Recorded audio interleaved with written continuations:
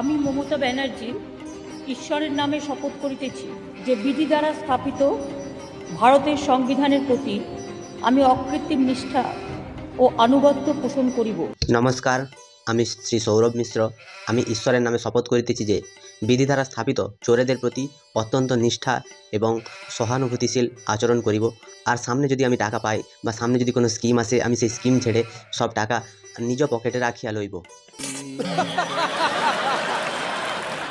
তো হে বাঙালি, হ্যালো বাঙালি, নমস্কার বাঙালি, কেমন আছো তোমরা সবাই?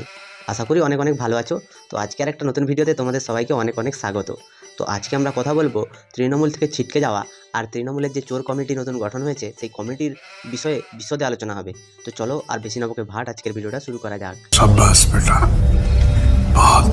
আশা করি তোমরা সবাই শুনে নিয়েছো যে তৃণমূলের এখন জেলা সভাপতি বা অন্যান্য যত সভাপতির পদ আছে সেগুলো ধীরে ধীরে বন্ধ করে তৃণমূলে একটা নতুন কমিটি গঠন হয়েছে। সেই কমিটির নাম রাখা হয়েছে চোর কমিটি।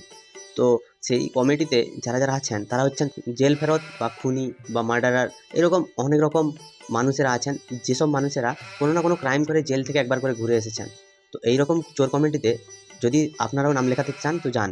তো এই চোর কমিটিতে বীরভূমে জায়গা পেয়েছেন বীরভূমের বেতাজ বাদশাহ এবং আনলিমিটেড চুরির জনক, তিনি হলেন অনুব্রত মণ্ডল। তো তিনি কি বলছেন আমরা শুনে নেব। আমার পদ পদ না পেলে অম্বল হবে এরকম না ধরনের মানুষ নয়। একদম, পদ না পেলে অম্বল হবে এরকম মানুষ কিন্তু উনি নন। উনি এমন একজন মানুষ যিনি রাস্তাতে টোল বসিয়েছিলেন, ফলস টোল। সেই টোল থেকে তিনি প্রতিদিন লক্ষ লক্ষ টাকা আদায় করতেন। ডিআর লটারির ওপরে তিনি তার এমনভাবে প্রেসার ক্রিয়েট করেছিলেন যে ডিআর লটারি তাকে তিনবার কোটি টাকা পুরস্কার দিতে বাধ্য হয়েছে। তিনি এমন একজন নিঃস্বার্থ মানুষ যিনি তার মেয়ের নামে কোটি কোটি টাকার সম্পত্তি রেখেছিলেন। তিনি এমন নিঃস্বার্থ মানুষ যে আমাদের যে গোমাতা বাংলাদেশে পাচার করতেন।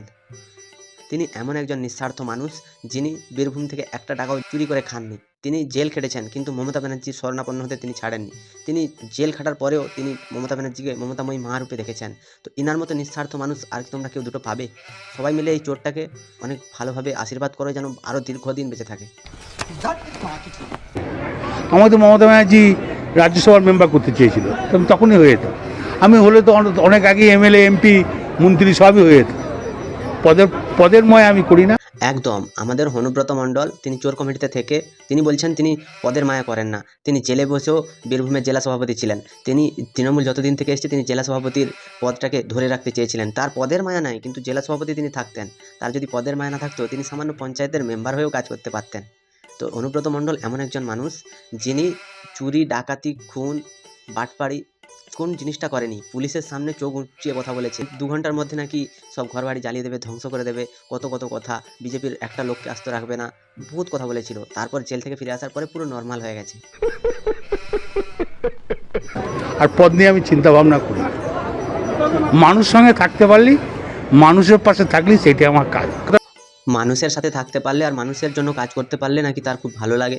আর মমতা ব্যানার্জি যা বলবে সে নাকি সেটাই করবে। তো মমতা ব্যানার্জি তোমাকে বলেছিল চুরি করতে, মমতা ব্যানার্জি তোমাকে বলেছিল যে গরু পাচার করতে, মমতা ব্যানার্জি তোমাকে বলেছিল কয়লা পাচার করতে, মমতা ব্যানার্জি বলেছিল তোমায় যে সাধারণ নিরীহ মানুষের উপরে অত্যাচার করতে, মমতা ব্যানার্জি তোমায় বলেছিল তুমি যদি মস্তান হও তাহলে আমি ডন, এগুলো সব বলতে বলেছিল। আর মমতা ব্যানার্জি এটাও করতে বলেছিল রাস্তার মাঝখানে টোল ট্যাক্স বসাতে। মমতা ব্যানার্জি এটাও বলেছিল ডিআর লটারি তোমার বাপের সম্পত্তি।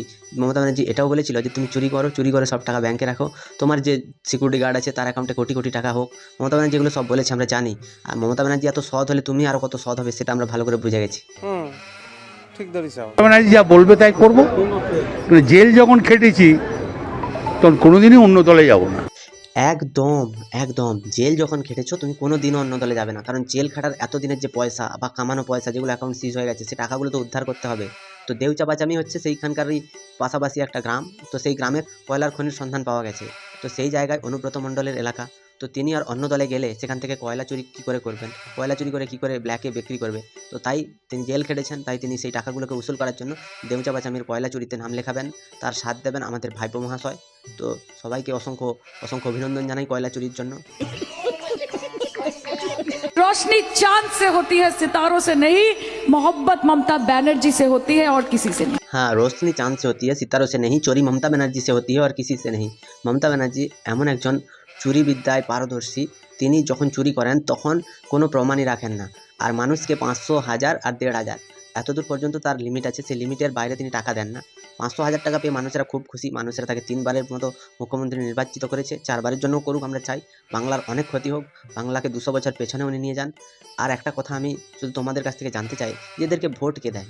যারা যারা ভোট দেয় তারা অন্তত একটু কমেন্ট করে যাও। আচ্ছা চিজ মারি তুমি। ভালোই বিষয়, চোরগুলো সব একসঙ্গে বেশ সুন্দর এক জায়গায় চলে এসছে। কেউ এর কাছে গিফট দিচ্ছে, কেউ লন্ডনে যাচ্ছে, কেউ নারদার টাকা খাচ্ছে, কেউ অমুকের টাকা খাচ্ছে। 2 নম্বরই লোকেদের এক জায়গায় আসতে বেশিক্ষণ সময় লাগে না।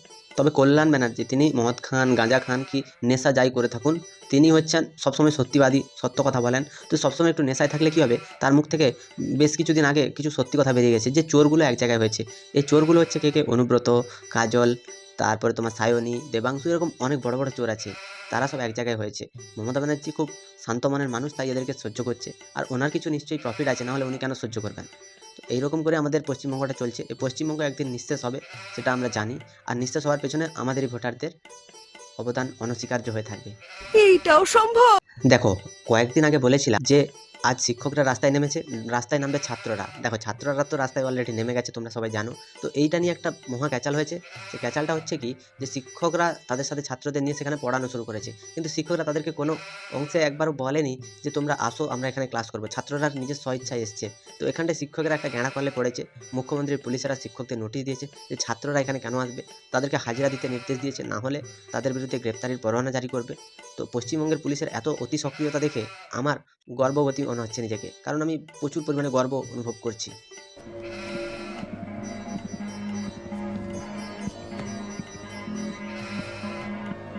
কোনো তৃণমূলের নেতা যদি কোনো চুরি করে, ডাকাতি করে, বা কাউকে ধরে মারে, বা কাউকে মার্ডারও করে দেয়, তখন পুলিশের অতি সক্রিয়তাটা একদম দেখা যায় না। সেই মানুষটা রাস্তায়, খোলা রাস্তায় ঘুরে বেড়ায়, তখন পুলিশ নাকে সর্ষের তেল দিয়ে ঘুমায়। তো এখন যখন শিক্ষকেরা তাদের চাকরির জন্য লড়ছে, তো তখন আমাদের মুখ্যমন্ত্রী তিনি স্বচক্ষে তিনি দেখছেন যে শিক্ষকদের পরিণতিটা কী হয়। 2026 সাল পর্যন্ত তিনি সময় নিয়েছেন এরকম রিভিউ পিটিশন নিতে নিতে, তিনি 2026 পর্যন্ত নিয়ে যাবেন। 26-এর পরে যখন ভোটে তিনি জিতে যাবেন, তখন টিচারদেরকে বলবেন, তুই কে রে পাল, তুই কে রে শান্তি গোপাল। তো এটা বলে তিনি তাদেরকে সরিয়ে দেবেন। সেটা টিচাররা জানে, তাই আজকে টিচাররা রাস্তায় নেমেছে। টিচাররা সুবিচার পাক, এটা আমরা চাই। কারণ শিক্ষা যদি উন্নত করতে কেউ পারে, তাহলে সে টিচাররাই পারে। 100 দিনের কাজের টাকা নিয়ে প্রচুর পরিমাণে দুর্নীতি হয়েছে, আর এই দুর্নীতির পেছনে প্রধান কারণ হচ্ছে আমাদের মমতা ব্যানার্জি। তিনি যত পরিমাণ ভুয়ো জব কার্ড ছিল, ভুয়ো কি, প্রত্যেকটা গ্রামের সাধারণ মানুষ জানে যে কী হারে চুরি হয়েছে। জেসিবি দিয়ে কাজ হয়েছে, টাকা নিয়েছে তৃণমূলের নেতারা। আর জব কার্ড কার? সাধারণ মানুষ, মানে যাদেরকে করে খাওয়ার জন্য সরকার পয়সা দিচ্ছে, তাদের টাকায় গ্রামের এরা আইএসি করছে।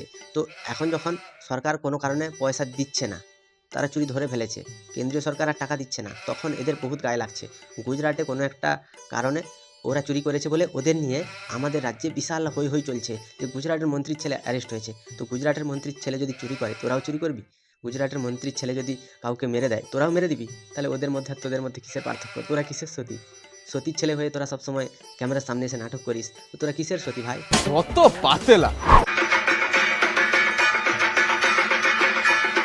পশ্চিমবঙ্গের মানুষ জেগেছে, পশ্চিমবঙ্গের মানুষ বুঝতে পেরেছে যে তাদের ভালোকে চায়, তাদের ভালো কী করে হয়। তাই পশ্চিমবঙ্গের মানুষ ঢাক ঢোল বাজিয়ে আমাদের যে মমতাময়ী দেবী তাকে বিসর্জন দিচ্ছে, তার কুশপুত্তলিকা পোড়া হচ্ছে। তো পশ্চিমবঙ্গের মানুষ জানে যে তারা কাকে এনেছিল। আজ হিন্দু মুসলিমের মধ্যে এত বিভেদ কে সৃষ্টি করেছে, সেটাও আমাদের দিদিমণি। হিন্দুদের জন্য 0 আর মুসলিমদের জন্য 1/1 সব খোলা আছে সবসময়। তো এখানটায় আমাদের যেটা প্রশ্ন, সেটা হচ্ছে হিন্দু মুসলিমে বিভেদ সৃষ্টি করা, জনগণের টাকা চুরি করা, জনগণের টাকায় মন্দির করা, জনগণের কাছ থেকে টাকা চুরি করে তাদেরকে চাকরি দেওয়া, জনগণের সাথে বিশ্বাসঘাতকতা করে তাদেরকে কেন্দ্রীয় সরকারের সমস্ত প্রকল্প থেকে বঞ্চিত করা, এগুলো হচ্ছে মমতা ব্যানার্জির চরিত্রের এক একটা গুণ। তো এই গুণগুলো যখন আস্তে আস্তে সবার সামনে চলে আসছে, তখন দিদিমণির গায়ে খুব জ্বালা ধরছে।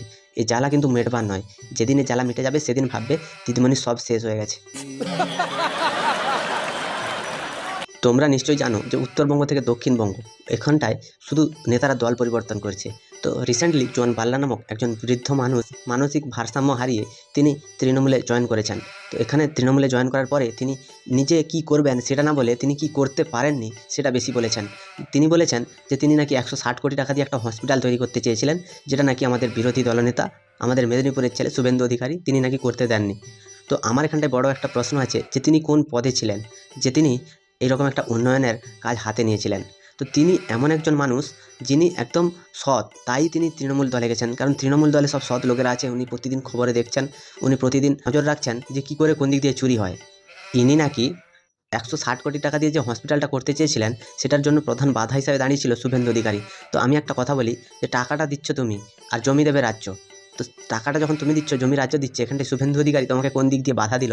আর যদি বিজেপির কোনো প্রার্থী বা কোনো বিরোধী দলনেতা সে যদি তোমাকে কোনো কিছু করতে না দেয়, তুমি সোজা গিয়ে অমিত শাহ ওদের কাছে কমপ্লেন করতে।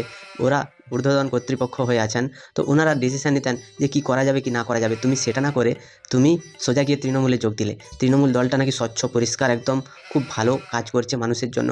কি কাজ করছে সে 26,000 লোক রাস্তায় দাঁড়িয়ে সেটা প্রমাণ করে দিয়েছে। আর বিজেপি যদি কাজ করতে না দিত, তাহলে বিজেপি এইমস তৈরি করতো না, বিজেপি আইআইটি তৈরি করতো না, বিজেপি এত এত সুপার স্পেশালিটি হসপিটালের জন্য টাকা দিত না, বিজেপি স্বচ্ছ ভারত অভিযান চালাতো না। তোমাকেই একমাত্র কাজ করতে দিচ্ছে না, তুমি কী ধরনের মানুষ? আর সেই জন্যই তোমায় ভোটের টিকিট দেয়নি, তুমি হচ্ছে দোগলাবাজ। তোমার দোগলাবাজি শুভেন্দু অধিকারী ধরে নিয়েছিল, তাই তোমাকে টিকিটটা দেয়নি, তাই জন্য তোমার ফেটেছে। আর ফেটে তুমি মানসিক ভারসাম্য হারিয়ে তৃণমূলে যোগ দিয়েছো। দাও বাবু, ওখানে ভালোভাবে কাজ করো। তৃণমূলে আরেকজন নেতা যিনি হচ্ছেন জয়প্রকাশ মজুমদার, তিনি তৃণমূলের হাতে লাথি খেয়ে কচুবনে পড়েও তার শিক্ষা হয়নি। তিনি এখনও স্যালারি নিয়ে তৃণমূলের মুখপাত্র হিসাবে কাজ করে যাচ্ছেন অবিরত। তিনি শান্ত হবার নন, তিনি যখন আবার লাথি খাবেন তখন তার বিজেপির কথা মনে পড়বে। এইসব দলবদলু লোক, সে যে রাজনৈতিক দলেরই হোক না কেন, এরা কোনো দিন মানুষের কাছে কোনো কাজ করতে আসেনি। এরা সবসময় নিজের আখেরটাই গোটাতে এসছে। আর এরাদের আখের গোটানো হয়ে গেলে এরা সরে যাবে। আর সাধারণ মানুষ তারা সারা জীবন কষ্ট করে যাচ্ছে এবং যাবে। তো তৃণমূলের এই চোর কমিটি থেকে তৃণমূলের দলবদল, এগুলো নিয়ে তোমাদের কি মতামত তোমরা একটু কমেন্টে জানিও। যদি ভিডিওটা ভালো লাগে তাহলে লাইক, কমেন্ট, শেয়ার এবং সাবস্ক্রাইব করে দিও। পাশে থাকা বেল আইকনটা প্রেস করতে একদম ভুলবে না। সবাই ভালো থেকো, সুস্থ থেকো, সাবধানে থেকো, আর দেখতে থাকো বাংলার কোণে ঘর।